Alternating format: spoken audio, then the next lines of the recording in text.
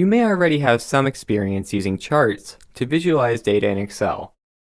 Conditional formatting offers another way to visualize your data using options like color coding based on the cell's value. In this example, I have the sales figures for a group of different salespeople, and I'd like to find out who's meeting or exceeding their monthly sales goal. Of course, we could just look at the numbers, but it might be easier if they were highlighted somehow. And the good news is that we can actually do just that with a conditional formatting rule. First, select your data, then go to Conditional Formatting on the Home tab. Next, mouse over Highlight Cells Rules, and in this case we're going to choose greater than. Now the sales goal for each person on this list is $4,000 per month.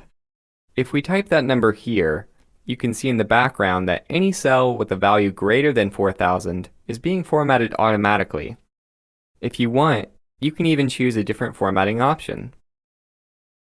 Just click OK when you're done.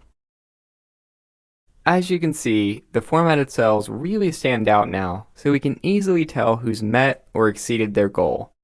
It looks like August wasn't a very good month, for example, but September and October were much, much better. Next, let's take a look at some of the conditional formatting presets. We're just going to reselect our data, and then go back to the conditional formatting command. You have 3 different types of presets to choose from: data bars, color scales, and icon sets. To learn more about each one, mouse over these options in the menu. Data bars are kind of like bar graphs. The higher the value, the longer the bar in the cell. Color scales, on the other hand, will change the background color based on the cell's value. Icon sets can be used to add different symbols, ratings, and indicators, and you have quite a few styles to choose from depending on what you need. I think this one's especially easy to read. These icons help us see which items are the highest and also the lowest when compared to one another. We can also see which ones are about average. Now you might have noticed that the first rule we applied is still visible.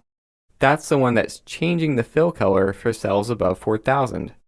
And that's because Excel lets you have multiple conditional formatting rules at the same time, so you can highlight different things.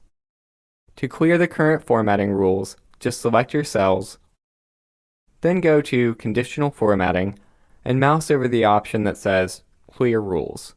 You can clear the rules for just the selected cells or for the entire spreadsheet. In this case though, I'd like to remove the greater than 4,000 rule while keeping the rest of the icons in place. We can do that by going to Manage Rules instead. Here you'll find a list of all the rules that are currently applied to your cells.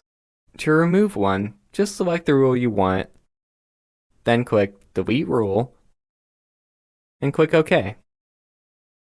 Conditional formatting is a great tool for visualizing your worksheet, so practice using some of these rules on your own and try combining them to see what they can tell you about your data.